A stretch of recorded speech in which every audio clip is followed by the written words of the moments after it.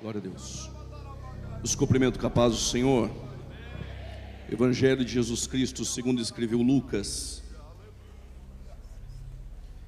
Evangelho de Jesus Cristo segundo escreveu Lucas, seu capítulo de número 3.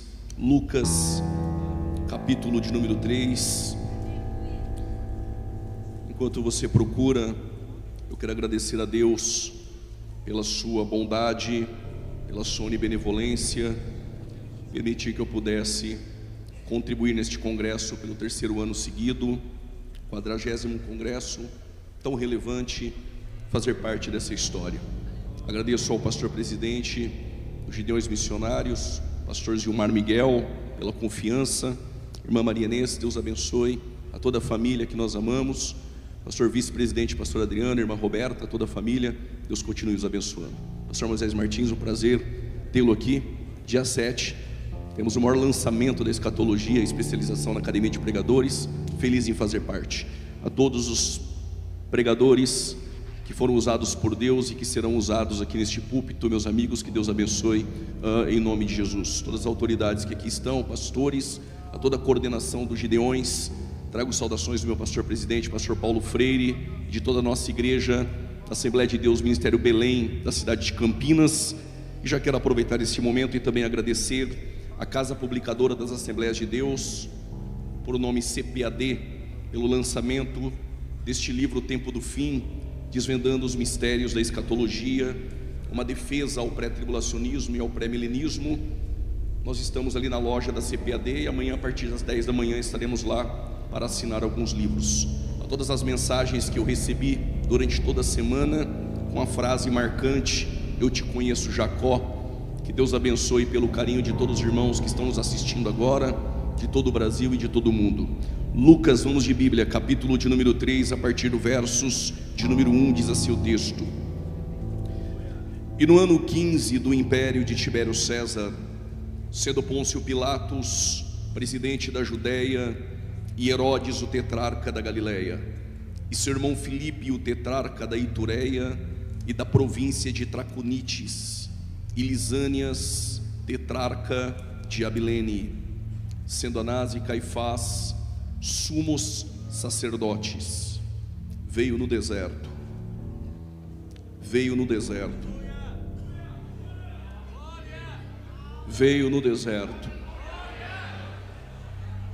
a palavra de Deus a João, filho de Zacarias. Ainda de pé, João, capítulo de número 4, por gentileza.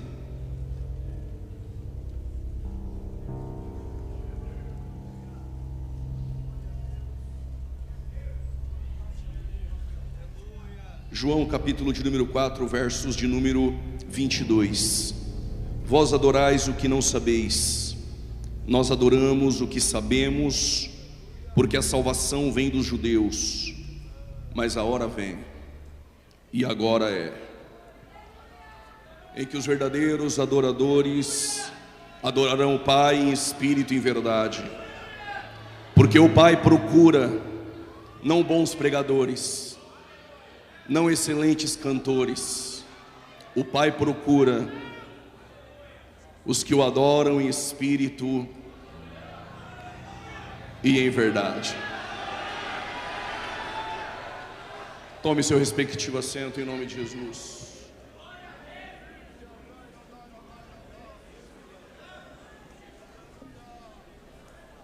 Todos nós, quando iniciamos a fé, novos convertidos, um assunto elementar e basilar que nós aprendemos é que cada evangelista que escreveu o evangelho, ele tinha uma objetividade, uma especificidade. Cada um dos evangelistas que se proporam a escrever o evangelho, cada um carregava dentro de seu coração uma proposta. Mateus, quando escreve o seu evangelho, ele direciona esse evangelho aos judeus, e a proposta mateana é apresentar Jesus como rei. Que esse Jesus que ele apresenta no seu evangelho é o mesmo que os profetas profetizaram e falaram acerca dele. É por isso que nós vamos ler aquilo que Mateus escreve comumente, para que se cumprisse o que foi predito pelos profetas. Mateus apresenta Jesus como rei. Diferente de Marcos, que não fora uma testemunha ocular de Jesus, que segundo Papias, um dos pais da igreja, quem ditara o evangelho para Marcos fora Pedro, e Marcos escreve aos romanos, e o objetivo de Marcos é dizer que Jesus ele é servo, porém um servo que é maior do que César, um servo que tem mais poder do que César. Pelos 16 capítulos de Marcos, nós entendemos que Marcos registra o maior número de milagres possíveis dentro dos evangelhos. Diferente de João, que andou com Jesus e chamado de discípulo amado, este mesmo João é aquele que reclinava a sua cabeça no peito de Jesus. Esse João escreve um evangelho universal, apresentando Jesus como Deus e como Filho de Deus. No capítulo de número 1, versículo de número 1, ele apresenta Jesus como Deus. No versículo de número 4, ele apresenta Jesus como a vida. No versículo de número 7, é o Jesus que testifica a luz. No versículo de número 14, é o Jesus que habitou no meio de nós. No versículo de número 18, o unigênito do Pai. No versículo de número 29, o Cordeiro de Deus que tira o pecado do mundo. No versículo de número 41, o Messias. No versículo de número 49, o Rei de Israel, o Filho de Deus. E no versículo 51 e 52, ele apresenta Jesus como Filho do Homem. Lucas, porém, não obstante, ele tem a sua particularidade, a sua especificidade, a sua individualidade dentro dos seus escritos. Lucas é historiador, ele tem uma preocupação, que sua narrativa não orbite ou não gravite sobre uma estrutura que é simplesmente abstrata. Lucas vai colocar estacas históricas e vai registrar nomes de governadores e tetrarcas para fundamentar o seu registro histórico, para que haja credibilidade naquilo que ele escreve e veracidade no passar dos anos. Eu explico. Se Mateus estivesse aqui nessa reunião dos Gideões, com certeza daqui 70 ou 60 anos ele iria escrever dizendo: estávamos todos reunidos naquela noite e o Rei Jesus estava presente entre nós. Se Marcos não estivesse aqui, mas procurasse alguém para ditar tudo o que aconteceu neste evento, ele iria dizer: enquanto os Gideões, nós estávamos adorando e a palavra sendo pregada, Jesus estava curando. Parece que alguém acredita, Jesus estava curando e operando milagres. João iria escrever daqui a 50, 60 ou 70 anos, que todos nós estávamos reunidos, os Gideões missionários, e que naquela semana o nosso Jesus, que é um Deus eterno, esteve presente entre nós. Porém Lucas não estaria presente, mas como historiador, ele iria procurar cada pregador que passou por este púlpito, cada membro de igrejas que vieram em suas caravanas, iria procurar pastores de casa em casa, iria recolher todas as informações, ajuntar as narrativas, e com certeza Lucas iria escrever concatenando em ordem cronológica. Desde o dia 27 de abril até o dia 5 de maio, estávamos reunidos em Santa Catarina, na cidade de Camboriú. O prefeito era este Pavan, e o governador de Santa Catarina, Jorginho Melo, e o presidente da república, o fulano de tal. E Gideões missionários era presidido pelo pastor presidente, pastor Gilmar Miguel, e os pregadores que passaram por aquele púlpito ministraram em poder a palavra de Deus. É por isso que Lucas começa dizendo: e no 15º ano do reinado de Tibério César, sendo Pôncio Pilatos governador da Judéia, Herodes o tetrarca governador da Galileia, sendo seu irmão Filipe da região da Itureia e Lisânias da região de Abilene, sendo Anás e Caifás sumos sacerdotes. Alguém poderia duvidar se o Rei Jesus estava entre nós, alguém poderia duvidar dos milagres registrados por Marcos, mas alguém iria dizer: é verdade, no ano de 2025, no mês de abril e maio, eles estavam reunidos naquele lugar. É possível que alguém duvide da cura, mas alguém iria dizer: é verdade, verdade, Gideões estava reunido naquele lugar e naquele mês, e há veracidade naquilo que Lucas está registrando. É por isso que Lucas diz que há imperadores, há governadores e sumos sacerdotes. Permita-me dizer isso, quando Lucas agora, como médico, em uma ética apurada, ele coloca o S em pluralidade no sacerdócio, ele está dizendo, não poderia ter dois sacerdotes, só poderia ter um sumo sacerdote. Se tem dois, está corrompido. O que Lucas está registrando essa noite é: a palavra de Deus não está entre o império, a palavra de Deus não está entre os governadores, a palavra de Deus não está no templo. E por que não está no templo? Calma e segura, porque há 400 anos, desde Malaquias até Mateus, o céu se fechou em Israel. Desde Malaquias até Mateus, 400 anos sem palavra, 400 anos sem Deus. E no templo continua as mesmas musiquinhas, continua o entretenimento de bodes, continua levitas e sacerdotes se reunindo, mas de Deus escondeu a palavra do templo. A palavra não está no templo, a palavra não está no governo, a palavra não está no império, a palavra não está no sacerdócio. Onde está a palavra? Veio a palavra de Deus no deserto. Parece que alguém levantou a mão e entendeu. Veio a palavra de Deus no deserto. No deserto, no Jordão, não tem área VIP. No Jordão não tem estelionatário da fé. No Jordão não tem mercenário. O que tem no Jordão? Arrependei-vos, arrependei-vos, arrependei-vos. 2023 como teólogo, 2024 como profeta, e hoje eu vim como uma voz. Que voz é essa? Arrependei-vos, porque é chegado o reino do céu. Eu já tinha pulado da cadeira. Tem que ser crente para dar glória agora. Arrependei-vos.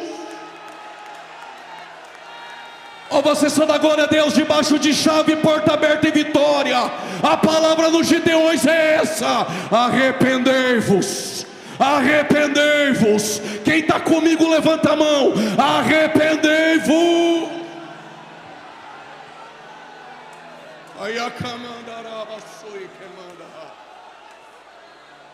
Se não aguenta a pressão, fica com a mão baixada e segura o glória. Mas se está comigo essa noite, a palavra de Deus, a palavra de Deus não está no monopólio e na corrupção, está em homens simples que carregam no coração a mensagem: arrependei-vos, porque é chegado o reino do céu.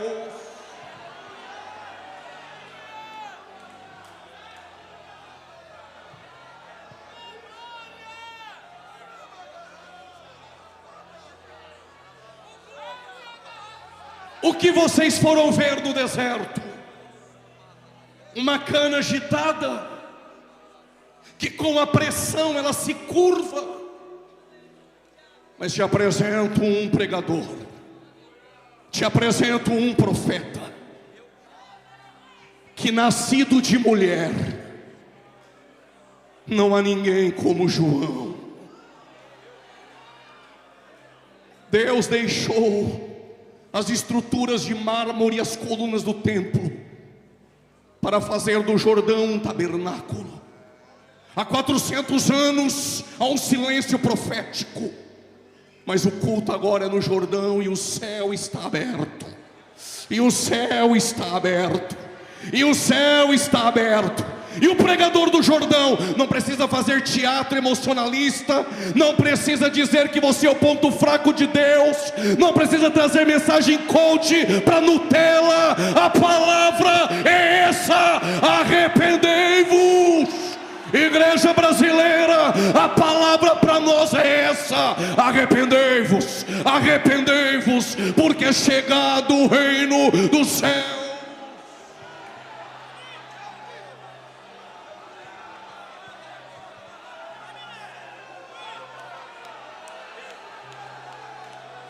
Quer abrir a boca para dar glória? Pode dar glória.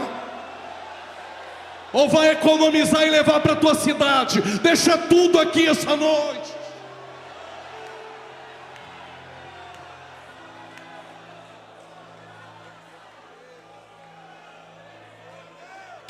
João, em meio a um silêncio profético, em meio à crise moral, em meio a esfriamento na fé, Lucas registra que há um homem por nome Zacarias, e sua esposa tem por nome Isabel.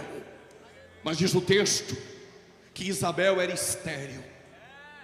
Isabel carregava no colo o opróbrio, a vergonha. Não cantaria jamais em sua casa o Salmo 128. Isabel via o seu esposo sacerdote nas atividades do templo e no ofício sacerdotal, mas carregava uma vergonha dentro dela. Mas diz o texto que mesmo em meio à frieza e à apostasia, o casal permanecia irrepreensíveis, porque a pressão e a frieza de fora não altera a essência de um coração fiel do lado de dentro. Mas ela é estéril e acreditava em um Deus que fez um ventre estéril de Sara gerar uma nação, que fez o ventre estéril de Rebeca gerar um herdeiro, que fez o ventre estéril de Raquel gerar um governador, que fez o ventre estéril de Ana gerar avivamento, que fez o ventre estéril da esposa de Manoá gerar um libertador, que fez o ventre de uma virgem gerar um salvador da humanidade, e que vai fazer o ventre dela gerar uma voz, a voz de arrependimento, que vai cruzar o tempo profético. De forma fidedigna e metódica, Lucas registra, como uma pena inspirada e apurada, com perspicácia ele diz: mas Isabel era das filhas de Arão, e Zacarias era da classe sacerdotal de Abias. Lucas não precisa dizer mais nada.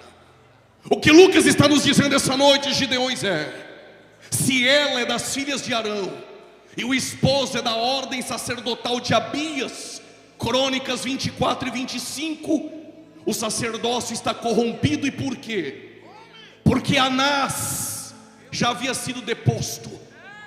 Anás é sacerdote caído, mas ainda tem influência dentro do templo. Por quê? Porque Roma bancava a cadeira.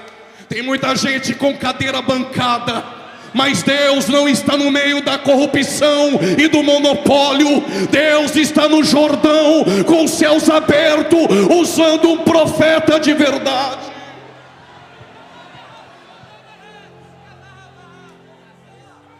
O que Lucas registra se o templo e o sacerdócio está corrompido por direito, por prole, por dependência, João Batista, que vai nascer no seu ventre, ele pode ser, de forma verídica e legítima, um sumo sacerdote. Segundo Luiz Silon e Flávio Joséfo, havia naquele tempo de 20 a 25 mil sacerdotes. É possível que um sacerdote completasse a sua carreira ministerial e não tivesse uma única oportunidade de entrar dentro do templo e oferecer incenso. Zacarias tem a esposa estéril, mas ele vai participar de um sorteio que faziam como de costume. Em quem lançar a sorte e recair no sorteio, este terá o privilégio de entrar dentro do templo. Para alguns, coincidência, para quem prega milagre. Eu ouvi um glória a Deus aqui, eu vou repetir. Para alguns, coincidência, para quem prega milagre. Para alguns você nem deveria estar aqui, não tem padrinho, ninguém bancou a cadeira, mas Deus disse a ele: eu vou usar, e não consulta homens.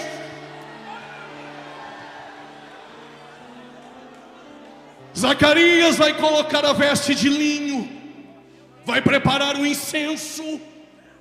E o que tem no incenso? Do lado de dentro, Zacarias, você não leva o que você quer. Do lado de dentro se entrega aquilo que eu estabeleci. Alguém deu um glória, eu vou repetir. Do lado de dentro da minha casa você não traz o que você quer. Do lado de dentro se traz aquilo que eu estabeleci. O que Deus estabeleceu? Incenso do lado de dentro. Os elementos são onixa.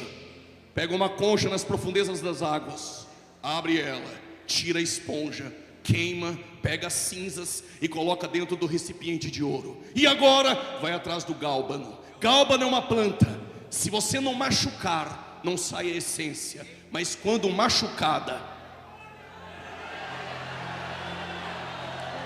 quando machuca gálbano, ela coloca para fora o que tem dentro. Tira o líquido do gálbano, coloca dentro do recipiente de ouro. E agora, pregador, vai atrás do estoraque. A planta estoraque, a sua folha, se você ver ela agora, está gotejando. Se for daqui 3 horas, está gotejando. Se for amanhã, está gotejando. Parece crente gideonita. Se você olhar para ele agora, está dando glória. Daqui 3 horas, está dando glória. E amanhã, está dando aleluia. E depois da manhã, está dando o grito de glória que o diabo odeia. Tritura a folha, coloca dentro do recipiente de ouro. E agora? Agora já sei. Pego o meu fogo, acendo, sobe o incenso. Está tudo bem. Se fosse na tua casa, estava tudo bem. Se for fogo dos homens lá dentro, eu te mato. E por quê? Porque fogo dos homens é só movimento, é só teatro, é só emocionalismo. Tem movimento, não tem palavra. Tem pula-pula, mas não tem Bíblia. Engana os incautos. Mas você veio aqui essa noite para comer pão do púlpito dos Gideões essa noite.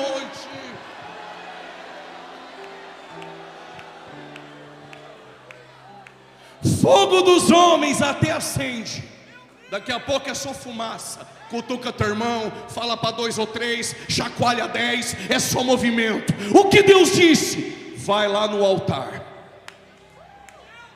Lá tem brasa e tem fogo. Que fogo é este? O fogo que eu acendi. E o fogo que ele acende, homem nenhum apaga. Se tivesse mais de 100 mãos levantadas, eu contava sobre o fogo.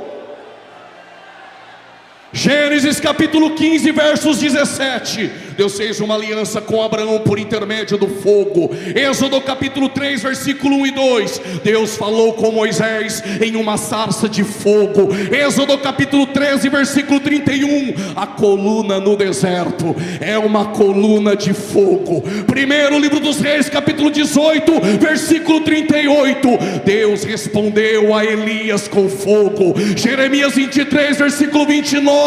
A tua palavra é fogo. Zacarias capítulo 2, versículo 5. O Senhor é um muro de fogo. Mateus capítulo 3, versículo 11. Lá no Jordão, eu só batizo com água. Mas tem alguém? Parece que os pregadores conhecem ele. Parece que o ginásio, o pavilhão conhece ele. Quem é ele? Mais poderoso que o pregador, mais poderoso que João. Quem é ele? É aquele que vos batizará com o Espírito Santo e fogo. Só quem gosta do fogo reage essa noite.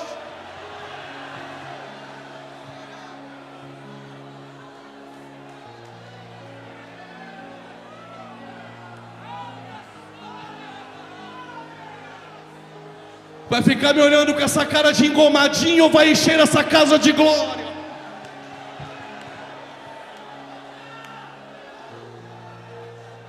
Segura. Os rabinos acreditavam que se tivesse 2 judeus falando da Torá, Deus se aparecia e se manifestava. Segundo o Talmud, não poderia ter 9 pessoas para ter culto na sinagoga. No mínimo 10. Se tiver 9, porta fechada, não tem culto. Mas Jesus disse: se no pavilhão tiver 2 ou 3 crentes, tem culto. Aí tem 2 no caminho de Emaús, andando. Falando de quem? Falando dele. Ele apareceu. Diz o texto que quando ele falava, o coração deles ardia. Só dá glória se entender. A palavra arder no grego é kaio. E kaio significa, só para quem gosta, pegando fogo. Zacarias vai no altar pegar fogo e brasas para acender o incenso. Mas tem um detalhe aqui, pastores: o fogo no altar só acontece depois de limpar cinza e depois que o lenhador corta madeira. Madeira lá fora é grande, mas aqui no altar é no padrão dele. Vou repetir: lá fora é grandão, tem posição, tem até aparência. Aqui é no padrão de Deus. Sabe por que tem crente que não pega fogo? Porque é grande lá fora e quer ser grande aqui dentro. Mas se é grande lá fora e é modelado e podado aqui dentro, vai pegar, vai pegar, vai pegar. Já pegou, vai pegar em nome de Jesus. Tu não está achando que eu vim contar palestra de teologia aqui para você essa noite? Pentecostais e assembleanos ainda são batizados no fogo.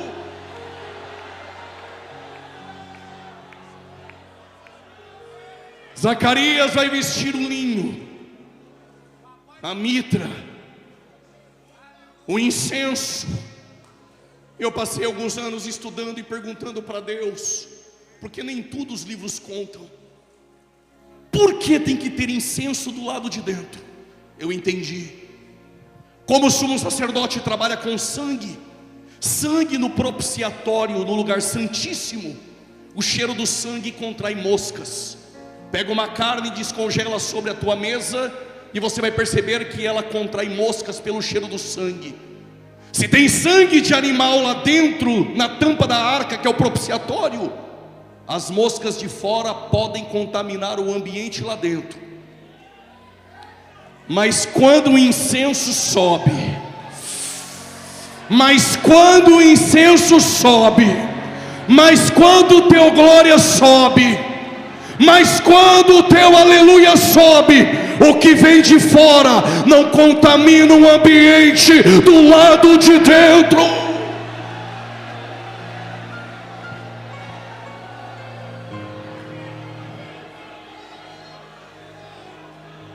Permita-me, falarei paulatinamente. Zacarias sabe que há 400 anos Deus não fala. Zacarias sabe que os céus em Israel está fechado desde Malaquias. Ele vai para o formalismo. A mesma roupa, a mesma atividade, os mesmos materiais e elementos do incenso, o mesmo caminho, o mesmo endereço, o mesmo átrio, o mesmo altar do holocausto, o altar do incenso no lugar santo, a pia de bronze no átrio. É o mesmo caminho, o mesmo endereço. Não acontece com você na tua cidade? Eu já sei o endereço do culto, conheço de cor os hinos da harpa, as músicas do culto. É a mesma roupa, os mesmos avisos, 200 louvores cantados, coreografia camuflando uma sensualidade. São os mesmos artistas, são os mesmos atores, são os mesmos artistas, são os mesmos cachês, são as mesmas exigências. Até parece que todo culto é igual. Mas em Lucas capítulo 1 versos 8 diz o texto: e exercendo o sacerdócio do lado de dentro, mesmo sabendo que há 400 anos Deus não fala, Zacarias poderia abandonar tudo, jogar o ministério para o alto, mas Deus te trouxe essa noite para ouvir isso. Zacarias tinha uma certeza: enquanto eu entrego do lado de dentro, Deus se encarrega de fazer gerar o meu milagre do lado de fora. Alguém levantou a mão e entendeu? Enquanto eu adoro do lado de dentro, Deus se encarrega de gerar o teu milagre do lado de fora.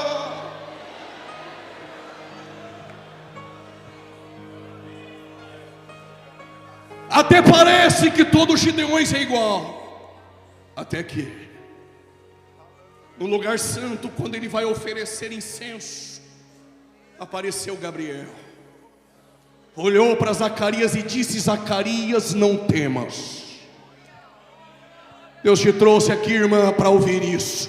As tuas orações, as tuas orações, as tuas orações, elas foram ouvidas.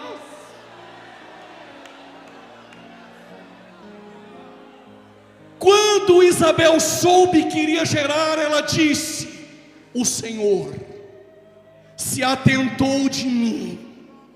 Se não entendeu, eu explico. O Senhor me viu. O Senhor te viu. Ele não te perdeu de vista essa noite. E Isabel disse: e Ele removeu o meu opróbrio.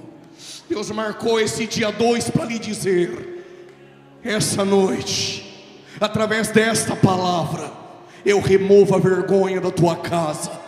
Alguém levanta a mão. Eu removo o opróbrio, a ignomínia e a vergonha. Tu vai gerar para a glória de Deus.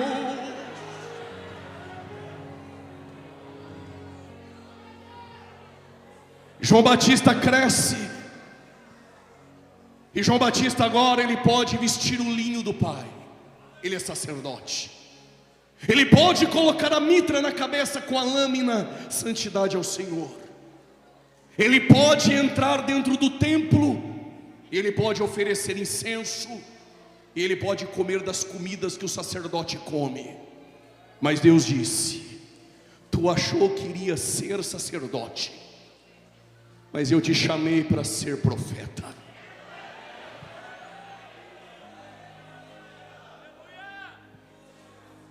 A Bíblia não diz, mas imagino eu, João Batista dizendo: Senhor, eu não vou vestir o linho. Vai não. O linho está contaminado pela sujeira da corrupção. Vai colocar roupa de gafanhoto e mel silvestre e vai comer, mas roupa de pele e camelo vai vestir. Tu achou que iria vestir o linho? Vai não. Suas vestes serão de pelos de camelo. Mas eu não vou entrar no templo. Vai não. Vou te usar no deserto. Mas eu não vou poder sentar na mesa e comer com os sacerdotes. Essa mesa não te cabe, João. Essa mesa está suja, está contaminada. A mesa que eu tenho para ti é no deserto. Vai comer gafanhoto e mel silvestre. Mas aqui um atrito entre nós, pregadores. Qual o atrito? Na mesa de Jezabel come 850 e se fartam. E os verdadeiros? Obadias escondeu 100 na caverna e é pão e água. 850 comem do bom e do melhor. Estou falando em parábolas. E os verdadeiros só tem 100 com pão e água. Põe a câmera aqui em mim. Mais vale pão e água na caverna no deserto do que contaminado comendo comida na mesa de Jezabel. Quem está comigo essa noite? Se não aguenta a pressão nem da glória, nem disfarça. Está com medo de perder a agenda? Abaixa a mão e fica quietinho. Mas se é profeta verdadeiro, que não se assenta na mesa, pula da cadeira, enche a casa de glória. Cadê o glória? Cadê o glória do povo de Deus?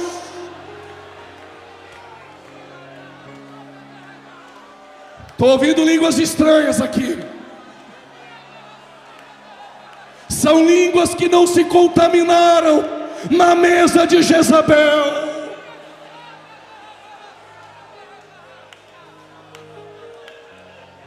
Na mesa de Jezabel tem os falsos. Mas a igreja brasileira precisa saber, eu não prego por agenda. Só tem falso, porque tem púlpito que sustenta. Só tem falso, porque tem pastor e igreja que banca. Se Jesus estivesse em nossos dias, Ele não iria virar a mesa, Ele iria virar os púlpitos. Os céus me trouxe para lhe dizer: fica aguardando com pão e água na caverna.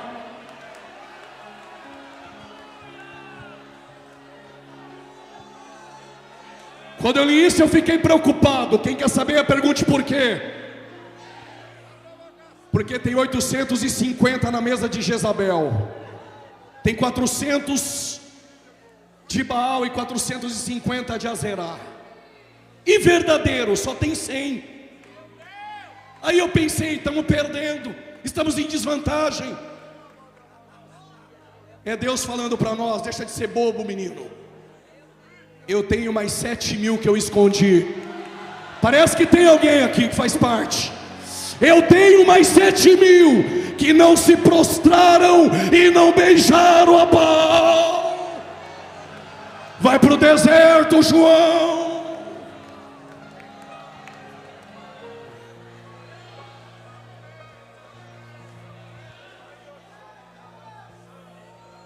João está no deserto. Diga comigo: João é profeta. Diga: mas o sangue é sacerdotal. Quando ele está no deserto, no culto, o culto no Jordão está cheio. Por que está cheio? Porque no deserto tem palavra. E lá no templo, há 400 anos, tem animador de plateia. Só que João é profeta, mas tem sangue sacerdotal. Então ele conhece cordeiro de longe.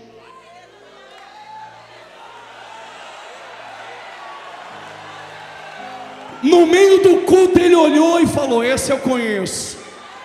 Parece que você também conhece.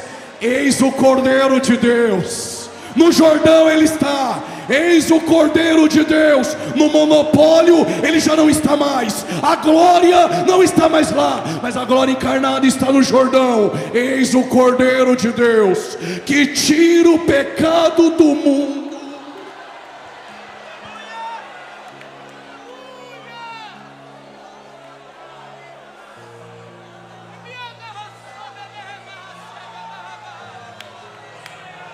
Se não conseguir, pode dar glória.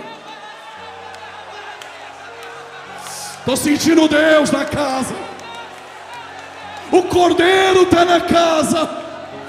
O Cordeiro está na casa.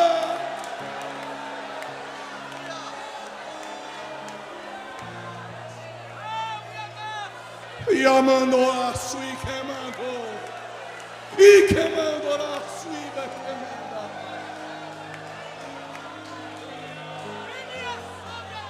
O céu está aberto em Gideões essa noite.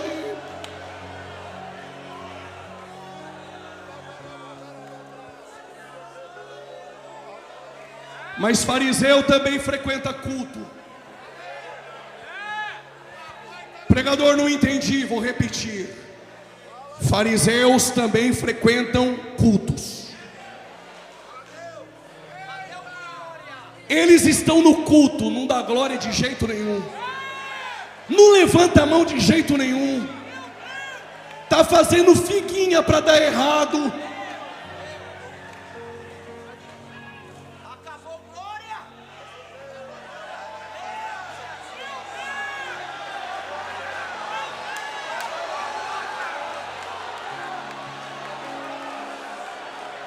Se eu conseguir pregar, eu prego. Se eu não conseguir, deixa Deus fazer. Pregador, tem como provar que fariseu frequenta culto? Te prova agora. E para aqueles que assistiram 40 vídeos no YouTube, agora são teólogos, pode pôr na minha conta. O culto era na casa de Jesus. E é naquele culto que um homem vai sair por uma porta que ele nunca entrou. Ele entrou pelo telhado, pastor. Quando Jesus está no culto e vai curar ele, os fariseus estão no culto, não deram glória, não levantaram a mão, cara fechada, só pensaram. Só que se você não quer que Jesus saiba teu pensamento, é melhor que nem pense. Jesus olhou e falou: por que pensais mal em vossos corações? Só para saber, fariseu, que o Filho do Homem tem poder, não só para perdoar pecados, pega a tua cama, levanta. Alguém já levantou? Alguém já levantou ali? Levanta e anda. Deixa o fariseu ficar aí sentado, rapaz.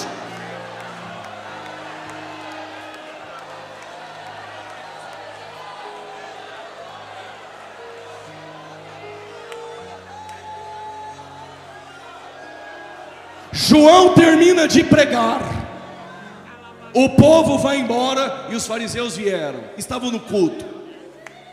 São aqueles que vivem de WhatsApp depois que você prega. Aí eles chegaram para João e perguntaram: és tu Elias? Não sou não. És tu o profeta? Se perguntassem: és tu um? Ele iria dizer: claro, mas o só tem um. Aí os fariseus querem saber de onde você veio, como chegou aqui. Aí eles perguntaram: quem és tu? Eu só sou uma voz. Eu só sou uma voz. Pregador Juliano não é ninguém, somente a voz do que clama: arrependei-vos, arrependei-vos. Veio a palavra de Deus no Jordão: arrependei-vos.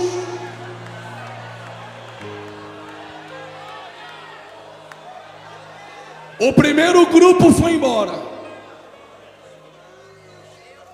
Só que depois que Jesus veio ter com João, Jesus começou a fazer milagres, curar e batizar do outro lado. Os discípulos de João, quando visitaram ele, perguntaram para João: João, vou parafrasear, tu não se sente incomodado? Incomodado com o quê? Porque aquele Jesus que passou por ti está do outro lado sendo usado, batizando mais que você. Glória a Deus se estiver pregando mais do que eu. Glória a Deus se Deus encher ele mais do que eu. Glória a Deus se a igreja dele encher mais do que a minha. Glória a Deus, pastor, se Deus te usar mais do que eu. João falou: não estou preocupado não. Sabe o segredo do ministério de João? Eu quero mais que ele cresça. Alguém levantou a mão. Eu quero que ele cresça, e que eu diminua, que ele cresça e nós nos diminuamos essa noite. Então dê a ele o que ele merece: honra, glória e louvor.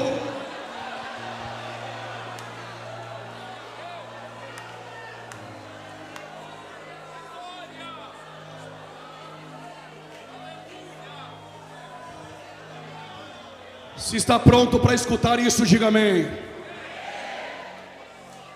A voz de João fazia tremer o palácio de Herodes.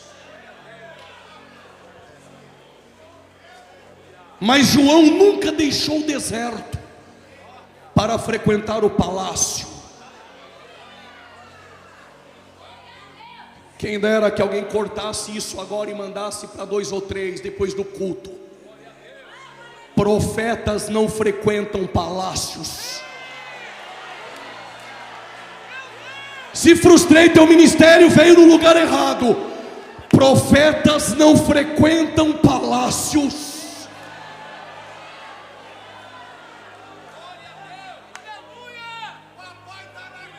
No templo com Anás e Caifás é um covil de ladrões. Mas os Herodes eram fantoches de Roma. E diz o texto em Marcos capítulo 6, versículo 20. Novo convertido, quando eu li isso, nunca mais esqueci. Mas era Deus me preparando para este tempo. Sabe o que diz Marcos 6, versículo 20? Que quando o João Batista denunciava o pecado do Herodes, diz o texto, que o Herodes temia João. Porque pregava bem? Não. Porque fazia dancinha no TikTok? Não. Porque tinha uma mensaginha coach light? Não. porque tinha seguidores, coisa nenhuma, porque tinha fama no mercado gospel, não. Ele temia João, diz o texto, porque João era santo e justo. Glória você vai dar agora, tem que ser crente para dar. Olha o que diz o texto, continuação do versículo: Herodes gostava de ouvir João. Gostava de ouvir João, mas nos bastidores pediu a cabeça dele. Sabe que Deus te usa, mas quer matar teu ministério. Sabe que é Deus falando essa noite, mas não abre a boca para dar glória, só para dizer que não está aprendendo nada.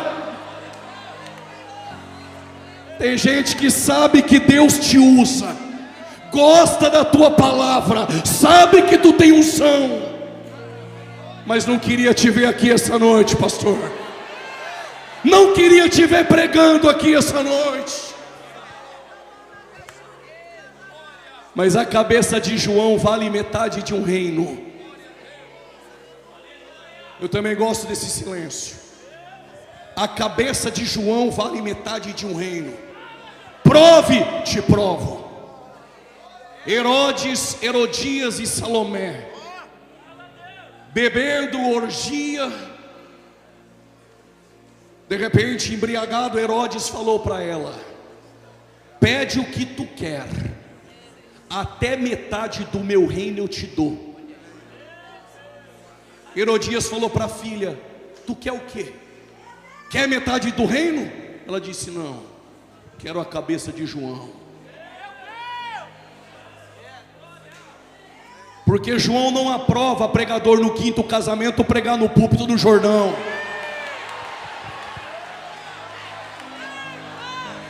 Porque João não aprova no púlpito entregando falsa profecia e crente sendo enganado.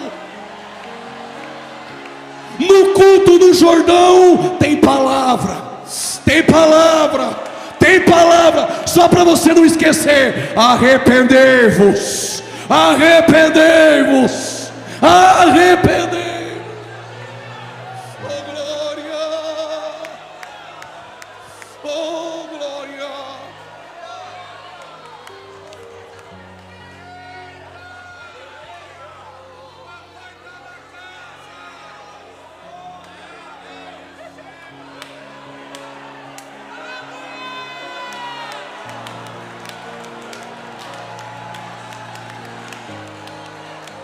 Quadragésimo Gideões, ficará marcado. Tu sabe que Deus usa, mas queria nossa cabeça. Eu te conheço, Herodes, eu te conheço, Herodes.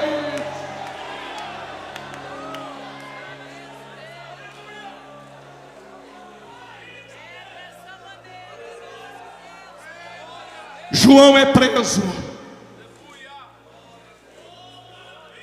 Arrancaram a cabeça do profeta, colocaram em uma bandeja. Pergunte bem forte: e agora? Se você fosse no culto, no templo, tem as musiquinhas lá, as mensaginhas lá, mas há 400 anos Deus não está mais lá. Aonde é o culto? No Jordão. Mas como arrancaram a cabeça de João, é como, vou repetir, os haters depois vão aproveitar. É como se tivesse uma placa no Jordão dizendo: o culto não é mais aqui. Mataram João. O culto não é mais no templo há 400 anos. Mas Isaías disse por quê? O profeta Isaías disse no capítulo 1: o culto que Deus reprova. Que culto era esse? Deus disse pela boca de Isaías: as tuas ofertas eu não quero mais, as tuas músicas não me alegram. Não venham mais para o meu culto trazer sacrifícios. Vocês me cultuam, mas o coração está longe. Quando o pregador pede, você aprendeu a cutucar 2 ou 3. Você aprendeu a bater na mão de 10, aprendeu a chacoalhar 6.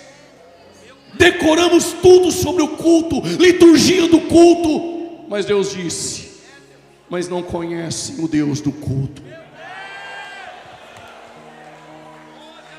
O profeta de Tecoa, lavrador e boiadeiro, Amós, no capítulo 5, disse: afasta de mim o intrépido dos seus cânticos, eu aborreço das tuas festas.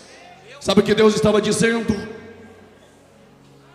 As festas que vocês fazem sem mim, as festas que vocês louvam homens, a festa que o pregador é o centro dela, aonde Deus não ocupa o primeiro lugar, Deus não está.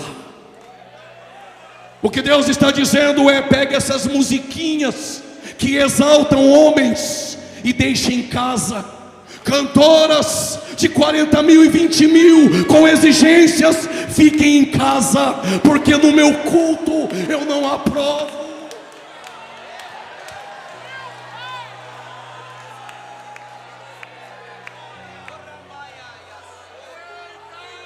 Mas em Samaria também era assim.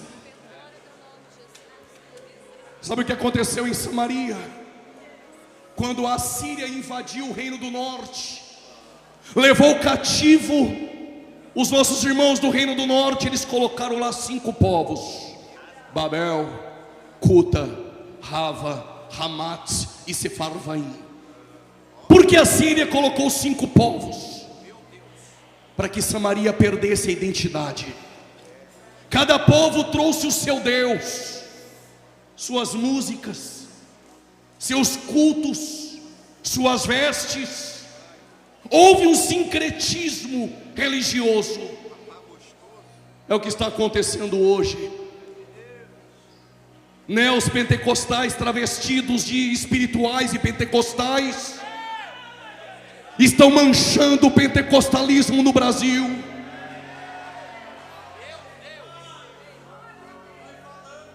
E o povo sendo enganado dia após dia. Mas Deus, irado, o que Ele fez? Enviou leões em Samaria. Diz o texto que os leões passaram a matar pessoas. Alguém se levantou e foi ao rei da Síria e disse: ó rei, o Deus de Israel enviou leões para nos matar. Por quê? Porque nós não sabemos como é o costume do culto do Deus da terra. Sabe o que o rei da Síria fez? Pega um sacerdote, não de Levi, aquele que Jeroboão nomeou sem ter sangue levítico, sacerdote pirata.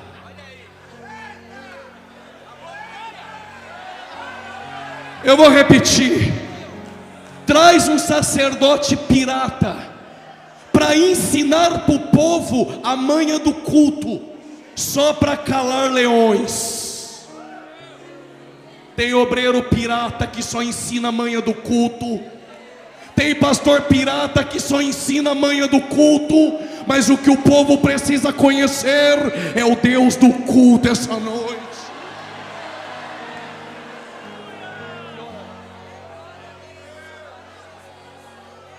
Vocês me aguentam mais 10 minutos? Digam amém. Se não tem culto em Samaria, só tem sacerdote pirata, e aprenderam a manha do culto, não conhece o Deus do culto. Se não há mais culto em Jerusalém, e não há culto no Jordão, e agora? Se o sacerdote pirata ensinou a manha do culto, um sumo sacerdote, segundo a ordem de Melquisedeque, ele vai entrar em Samaria, não para ensinar a manha do culto, mas para ensinar uma mulher samaritana aonde é o culto e quem é o Deus do culto.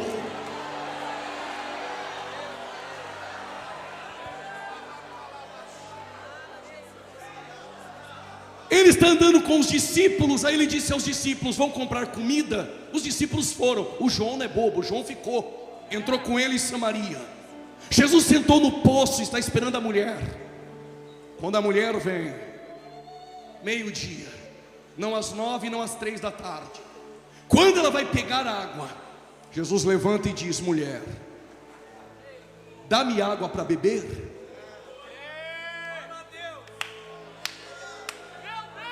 Como tu, sendo judeu, pede água para beber para uma mulher samaritana? Mulher, você vem neste poço, bebe água, vai para casa e volta a ter sede. Se tu conhecera o dom de Deus, e quem te pede água, tu já bebeu dela, tu me pediria, e eu te daria a água da vida eterna.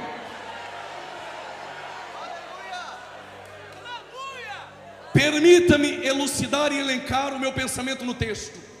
Ela olhou nele de cima e embaixo e pensou: ué, como que tu tem água da vida eterna, se Moisés tinha um cajado, bateu no mar, mar vermelho abriu. Davi tinha uma funda, jogou, o gigante caiu. Os sacerdotes de Josué tinham buzinas, tocou, Jericó caiu. Sansão tinha uma queixada de jumenta, matou 1000 homens. Tu não tem nenhum balde.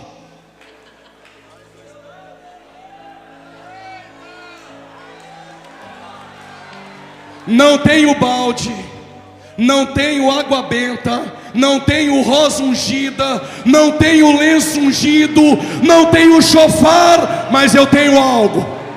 Mas eu tenho algo que busca um presidiário no fundo do poço, que busca o traficante no fundo do poço. O que ele tem? Ele tem a graça. Ele tem a graça. Ele tem a graça.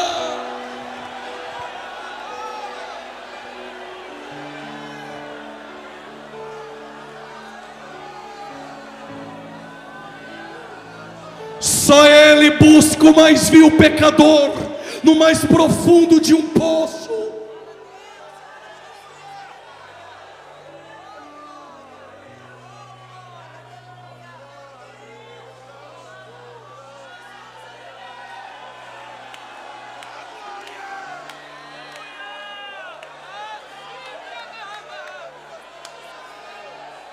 Então faz o seguinte: me dá dessa água para eu beber. Vai lá e chama teu marido.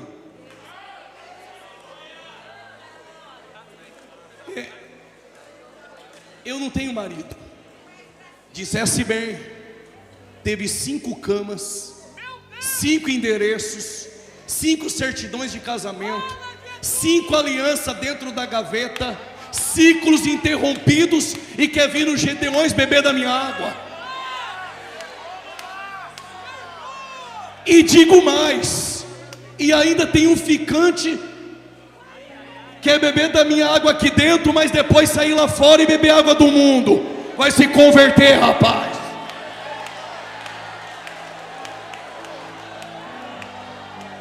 E pode fazer passinho, girar, pular. Eu sei, se tu é crente, é pelo fruto, é pela conduta. Olha para mim aqui. Evangelho não muda a diversidade.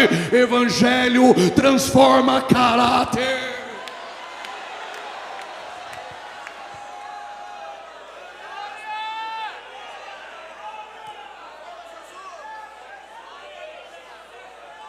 Eu vejo que tu é profeta, mas vamos fazer o seguinte: eu cresci adorando lá onde Jeroboão colocou 2 bezerrinhos em Dan e Betel, em Samaria. Os seus pais dizem que o culto é no templo de Salomão. Afinal de contas, aonde é o culto e quem é o Deus do culto? Não é nem em Samaria, não é também no templo em Jerusalém, também não é mais no Jordão. Aonde é? Está enchendo o pulmão de ar que eu vou contar. A hora é. Eu já tinha pulado da cadeira. A hora é. E a hora chegou em que o meu templo, o meu endereço não é no Jordão, não é em Jerusalém. É se você é um verdadeiro adorador. Eu estou procurando essa noite. Cadê você? Eu estou procurando essa noite quem vai ser o lugar do meu culto. Cadê você que veio para adorar?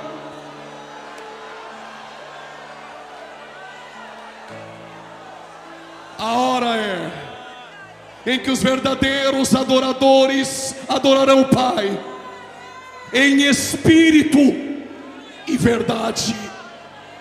Se é de verdade, não tem máscaras. Se é de verdade, não tem atores essa noite. Se é de verdade, não tem faz de conta. Se é de verdade e Ele te encontrou essa noite, você é o endereço que Deus escolheu. E aonde é o culto? Dentro de você. Dentro de você. Dentro de você essa noite.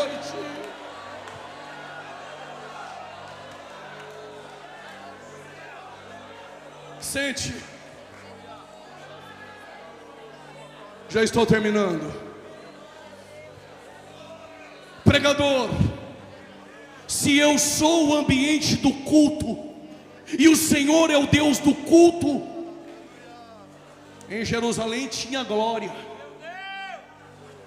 Cadê a glória?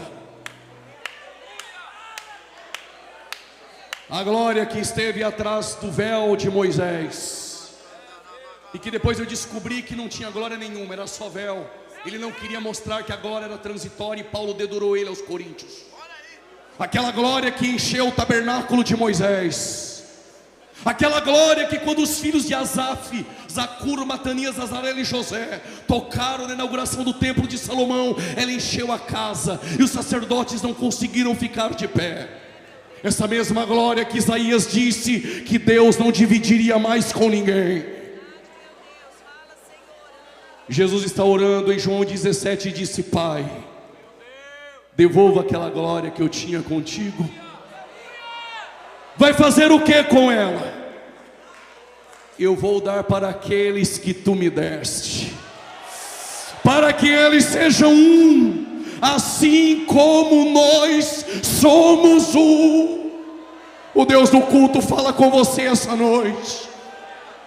Você é o ambiente que Deus escolheu essa noite. Eu não sei se você vai pegar, mas eu encerro aqui. Um dia Jesus disse: este templo vai ser destruído, mas em 3 dias eu levantarei. Segura. Só João pegou. João disse, pastor Moisés, ele falava isso do seu corpo. Vocês estão prontos para ouvir? Eu vou dizer. O que Jesus estava dizendo nas entrelinhas é: quando eu estava na eternidade, eu era o templo de Salomão. Glória, glamour, esplendor. Mas quando eu me fiz carne, eu me tornei no templo de Zorobabel, sem formosura, sem aparência, desprezado pelos homens. Mas este templo da cruz vai ser destruído, mas ao 3º dia eu levanto um novo templo. Alguém já levantou da cadeira e entendeu? Eu levanto um novo templo. Que templo? Vós sois o templo. E cadê a glória? Paulo diz: nós andamos de glória em glória, de glória em glória, de glória enche essa casa de glória. Coloque-se de pé, nós queremos orar por você.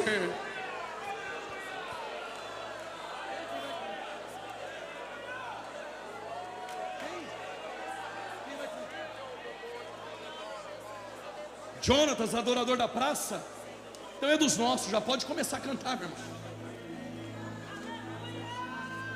Se você veio aqui essa noite para ser o endereço que Deus escolheu, para o culto ser dentro de você, sai do teu lugar e vem. O Espírito Santo está te chamando essa noite.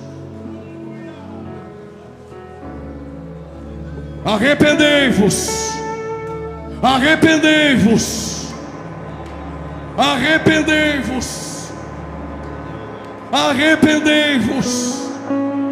Veio a palavra de Deus nos Gideões essa noite. Arrependei-vos. Todo esse povo que está vindo aqui Não é porque o pregador é bom, não é pela oratória do pregador, é porque a mensagem é essa e não mudou. Arrepender-vos, arrepender-vos. Saia do teu lugar e venha, Ele está te chamando essa noite.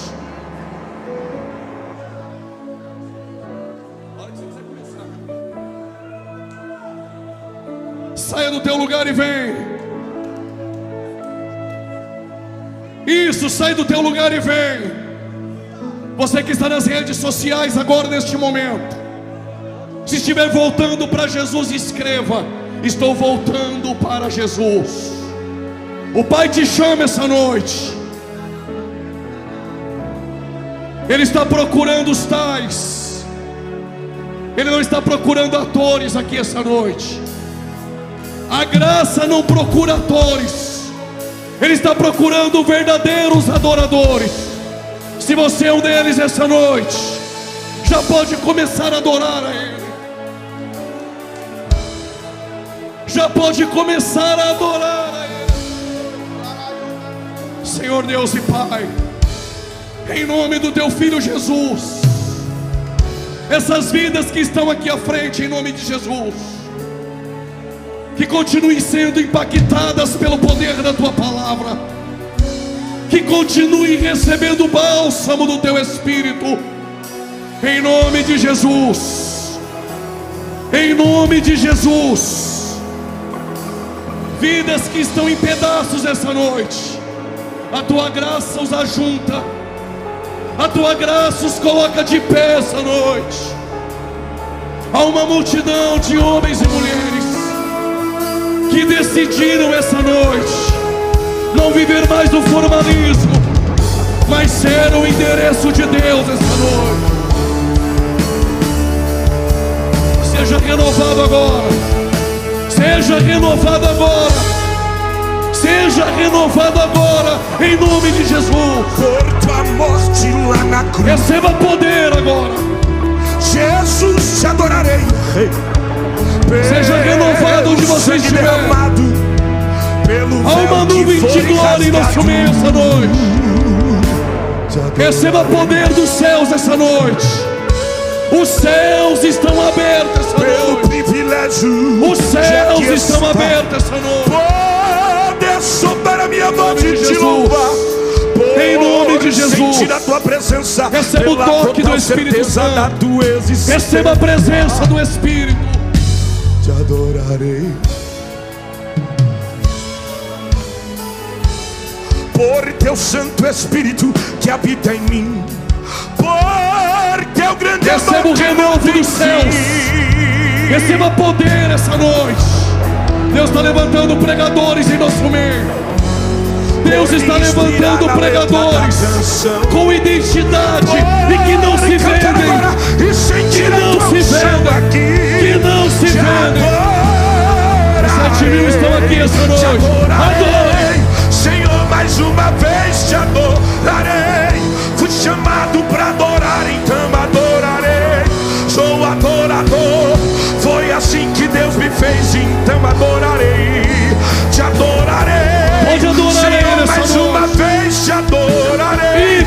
Fui chamado para adorar, então adorarei. Deus está na casa essa noite. Sou adorador. Deus está na casa assim essa que Deus me noite. fez, então adorarei. Cadê as línguas estranhas que o diabo odeia?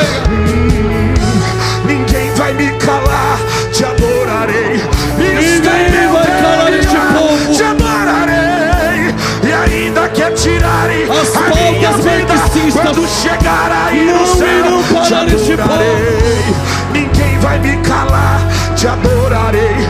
Está em meu DNA, te adorarei. E ainda que tirarem Seja batizado a minha agora. vida, quem vai chegar? Seja batizado Quem agora. vai chegar? Seja batizado Quem vai agora. chegar? Seja Quem vai batizado chegar? agora, em Quem nome vai de chegar? Jesus. Quem vai chegar? Quem vai chegar? Só quem vai chegar. Quem vai Só chegar? quem vem Quem vai adorar. chegar? Quem vai chegar? Quem vai chegar? Quem vai chegar? Quem vai chegar? Quem vai chegar? Quem vai chegar? Quem vai chegar? Quem vai chegar? A unção Quem sobre vai? nós, Quem Senhor. vai? Quem é? Segura. Segura.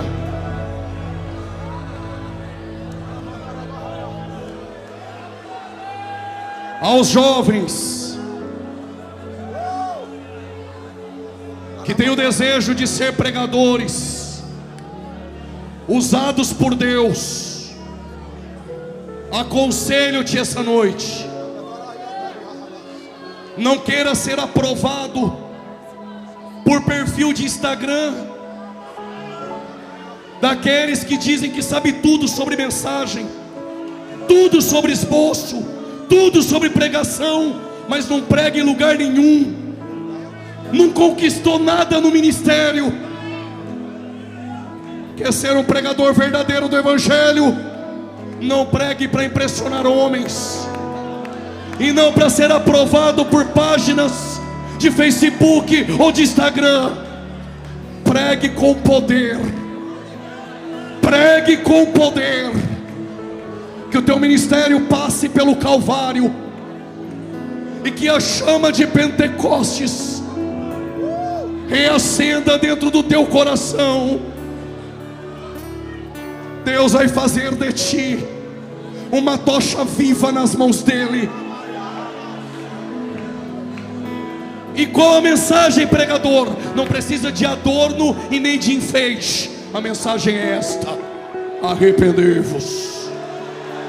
Arrependei-vos, arrependei-vos, porque é chegado o reino dos céus.